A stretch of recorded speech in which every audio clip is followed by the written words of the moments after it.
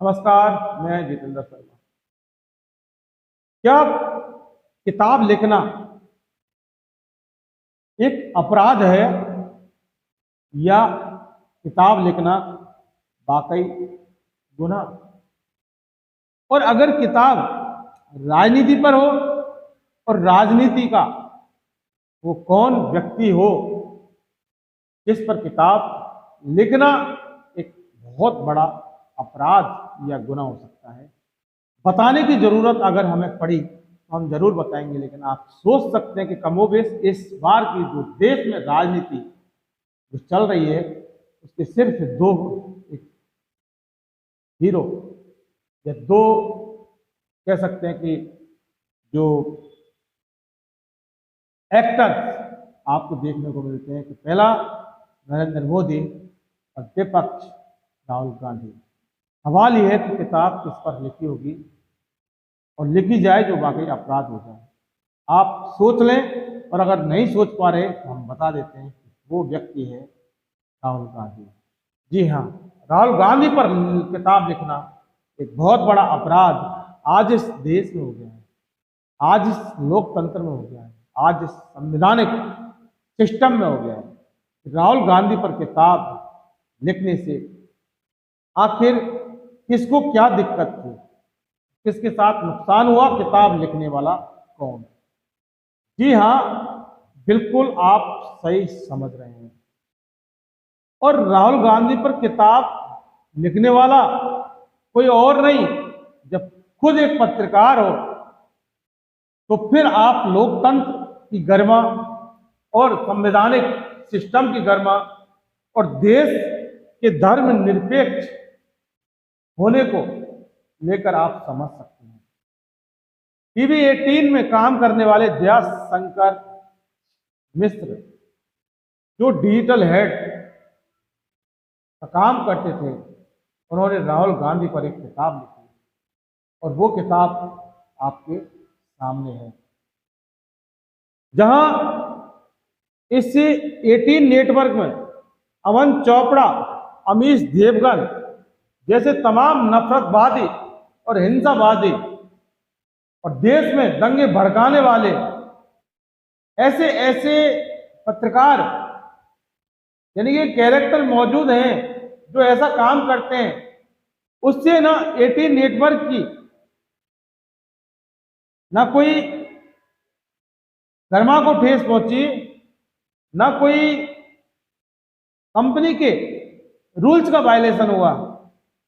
लेकिन जब एक उसी मीडिया के एक पत्रकार ने, डिजिटल हेड ने एक किताब लिख दी राहुल गांधी पर, तो कंपनी का रूल्स भी टूट गया, कंपनी के नियम से भी टूट गए और पता लगा कि कंपनी का एक बहुत बड़ा नुकसान एक सोशल मीडिया नेटवर्क में हो गया और कंपनी की छवि को ठेस पहुंची या फिर वाकई जो व्यावसायिक जो कारण है उनको नुकसान पहुंचा।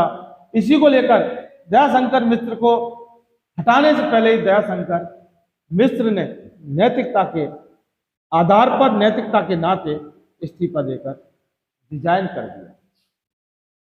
आपको बता दें कि सांप्रदायिकता, दुष्प्रचार और तानाशाही को लेकर पिछले 10 साल से ये जो माहौल चल रहा है उसको लेकर राहुल गांधी ने, ये दयाशंकर मिश्र ने करीब 700 पन्ने की किताब राहुल गांधी को लेकर लिखी। लेकिन इससे माना कि नेटवर्क 18 के लोकतंत्र को एक खतरा हो गया, उसकी कुर्सी ढकबनाने लगी, यानी उसकी सरकार के अस्तित्व को खतरा हो गया था एक ऐसे पत्रकार से जिसने राहुल गांधी पर किताब लिखी। ये बताने की जरूरत नहीं है कि मोदी पर सैकड़ों पत्रकारों ने हजारों किताब छाप दी, हजारों किताब लिख दी, लेकिन ना कोई वायलेशन हुआ, ना किसी मीडिया की जो छवि खराब हुई और ना किसी मीडिया की पॉलिसी सोशल मीडिया पर खराब हुई। क्योंकि बात राहुल गांधी की है कि राहुल गांधी की किताब आखिर कोई कैसे लिख सकता है। हालांकि इसी पत्रकार ने जीवन संवाद के नाम से एक किताब लिखी थी, इसकी लॉन्चिंग में पूरा आला अधिकारी और जो तमाम अधिकारी इस नेटवर्क 18 के आए थे लॉन्चिंग प्रोग्राम में। लेकिन इससे लॉन्चिंग, ये जो किताब राहुल गांधी पर लिखी है, इसके प्रकाशन से पहले ही दो चीजें स्थिति थी, किताब वापस ले लो, नौकरी ले लो, प्रबंधन ने कहा था। लेकिन दयाशंकर मिश्र को इस बात खास नहीं आई। उसने कहा किताब छपती रहेगी, हम छपवाएंगे और हम आपकी नौकरी छोड़ देते हैं। उन्होंने तुरंत इस्तीफा दे दिया। हालांकि 3 महीने का जो वेतन है उसको लेकर अदालत की शरण में भी वो जाएंगे, ऐसा उनका मानना है। और नौकरी से इस्तीफा देना पड़ा और निकालने तक का इंतजार नहीं किया दयाशंकर मिश्र ने। हालांकि राहुल गांधी के ऊपर किताब लिखना कितना बड़ा अपराध इस देश के अंदर है, आप समझ सकते हैं। राहुल गांधी के ऊपर किताब लिखने से, यानी किताब के अंदर नाम, जो किताब का जो टाइटल राहुल गांधी, ये अपने आप में एक बहुत बड़ा अपराध उस पत्रकार को हो गया। और आज वो बेरोजगार हो गए दयाशंकर मिश्र। इसका हवाला भी दिया था मीडिया संस्थान ने कि बेरोजगार हो जाओगे, भूखे मरने की नौबत आ जाएगी, आप यहाँ काम करो लेकिन किताब मत लिखो। समझौता नहीं किया, छोड़ दी नौकरी। मध्य प्रदेश के रीवा में जन्मे, भोपाल में आकर रहने लगे। उसके बाद फ्रीलांस काम किया था। 2003 में दैनिक भास्कर में काम किया था। 2012 में अमर उजाला, राजस्थान पत्रिका जैसे संस्थानों में काम करने के बाद उस दिन जिस दिन देश में नरेंद्र मोदी की एंट्री हुई 16 मई को, ठीक उसी दिन दयाशंकर मिश्र की भी एंट्री हुई नेटवर्क 18 में। ये संयोग माने प्रयोग कहा नहीं जा सकता। अब आपको जो मानना है मानिए, लेकिन क्या भारत देश के अंदर ये लोकतांत्रिक राज है? ये धर्मनिरपेक्षता की बात करने वाले ऐसे लोग और जो मीडिया, ऐसे मीडिया संस्थान जो वाकई, क्या राहुल गांधी पर किताब लिखने से आखिर इनके अधिकारों का हनन कैसे हो जाएगा, इनकी कंपनी रूल्स का वायलेशन कैसे होगा, इनकी छवि कैसे खराब हो जाएगी? ये सबसे बड़ा, एक पत्रकार अगर अपना पत्रकारिता का धर्म नहीं करेगा, पत्रकार अगर खबरों के साथ साथ किताब नहीं लिखेगा, तो फिर कैसे लोकतंत्र बचेगा?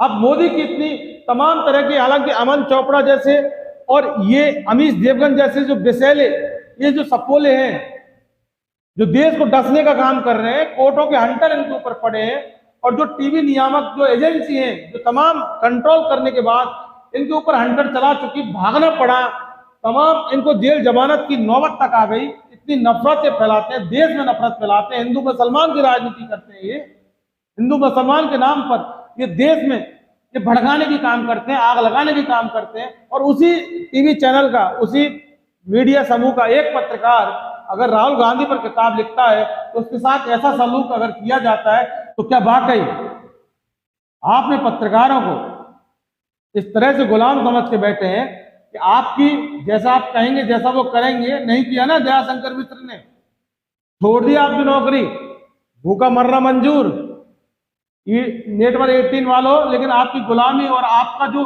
रीति रिवाज और आपका जो नियम है वो दयाशंकर मिश्र जैसे सैकड़ों पत्रकारों को मंजूर नहीं है। हो सकता है कि बिल्कुल है, अमन चोपड़ा और अमीश देवगन जैसे पत्रकारों को, जो नफरती पत्रकार हैं, जो चिंटू पत्रकार हैं और देश में नफरत फैलाते हैं, दंगे फैलाते हैं। एक पत्रकार, एक राहुल गांधी का नाम लेना गुनाह हो गया एक पत्रकार को, और वही पत्रकार जिसने एक किताब और लिख दी, जीवन संवाद, जिसमें पूरा जो मीडिया और जो कंपनी के तमाम अधिकारी लॉन्चिंग में आए थे, तब आपकी कंपनी को, आपकी पब्लिक जो रूल्स हैं उसको खतरा नहीं था। लेकिन राहुल गांधी का नाम लेने से, राहुल गांधी के नाम पर किताब छापने से आपको खतरा हो गया। किस किस को निकालते रहोगे आप? थोड़ा सा अगर आपके अंदर अभी भी अंतर आत्मा बची हो तो सुधारे अपने आपको, बदलिए। ये जो रिवाज आपकी जो चल रही है इसको बदलो वाकई, वरना भारी नुकसान आपका होगा। जनता समझ चुकी, आपको देखना बंद कर दिया, टीवी देखना बंद कर दिया, आपके नफरती जो ये जो तमाम पत्रकार जो फैलाते हैं तो देखना बंद कर दिया। जनता जान चुकी हिंदू मुसलमान से काम देश में नहीं चलेगा, देश में काम मोहब्बत से चलेगा, देश में काम रोजगार से चलेगा, देश में काम प्यार से चलेगा, देश में काम अच्छे माहौल से चलेगा, तब देश बढ़ेगा। विश्व गुरु बनाने वाले भारत को मोदी जी की जितनी गुलामी आप करोगे और एक किताब लिखने से मोदी जी को डर हो ना हो, लेकिन आप जैसे मीडिया समूह को जरूर राहुल गांधी से इतना डर, इतना डर, इतना डर कि एक पत्रकार किताब लिखे और आप तमाम फेरिस्त कंपनी कानून और विधि और लॉ के हवाले इसको इतना मजबूर कर देते हैं, या तो वो किताब वापस ले या फिर काम करे। हालांकि उसने काम छोड़ने का फैसला लिया और छोड़ भी दिया, लेकिन किताब छापना नहीं छोड़ा। ये लोकतंत्र, ये बाबा साहब भीमराव अंबेडकर का देश है, या राजतंत्र है, लोकतंत्र है। और जब जब ऐसे ऐसे पत्रकार रहेंगे, दया शंकर मिश्र, आपको ढेर सारी बधाई, ढेर सारी बधाई तो क्या, लेकिन शुभकामनाएं मैं इन्वेस्टिगेशन मीडिया चैनल के माध्यम से देता हूं कि आप एक क्या सैकड़ों किताब लिखें और लिखते रहें, लेकिन जो दिल की आवाज आपकी, कौन राजनीतिकरण उसका कर रहा है, इससे मतलब नहीं है, चाहे वो मोदी है या राहुल गांधी है। जो आपको अच्छा लगे, जिसके ऊपर आप किताब लिखने के स्वतंत्र अधिकारी हैं, और स्वतंत्रता का आपको अधिकार है, ये संवैधानिक राज है, बाबा साहब का संविधान का राज है। तमाम आलोचनाएं और तमाम मुसीबतें आपके सामने आएंगी। हालांकि आपने चैनल छोड़ दिया, मुश्किलें आपका पीछा करते करते आ भी सकती हैं, ऐसा जैसा कि होता आया है, लेकिन आपको तमाम शुभकामनाएं एक पत्रकार होने के नाते मैं आपको देता हूं। लेकिन वाकई अगर देश में इस तरह से पत्रकारों का हनन होता रहेगा, हालांकि बहुत सारे पत्रकारों का हनन हुआ है, बहुत पत्रकार शिकार हुए हैं, लेकिन नफरती वाले पत्रकार ही ऐसे मीडिया चैनल और ऐसे मीडिया घरानों को वाकई चाहिए जो देश को भड़का सकें और देश को बांट सकें और मोदी जी को एक सीधा सीधा फायदा पहुंचा सकें। लेकिन अब जनता पूरी तरह से समझदार हो चुकी है। हालांकि राहुल गांधी की किताब छप चुकी है और 1000 कॉपी छप चुकी हैं, जिसको मंगानी है वो दया शंकर मिश्र से आप ले सकते हैं। और क्योंकि बताना हमारा काम था, तो फिलहाल के लिए बस इतना ही दोस्तों। आपने अगर हमारा इन्वेस्टिगेशन मीडिया चैनल सब्सक्राइब नहीं किया तो फौरन कर लीजिए। थोड़ा सा स्वतंत्र पत्रकारिता को आर्थिक मजबूती जरूर प्रदान करें, जिससे कि हम भी मजबूत हो सकें और देश के हालातों को सबसे पहले आपके सामने रख सकें, पल पल के अपडेट से आपको अपडेट रख सकें।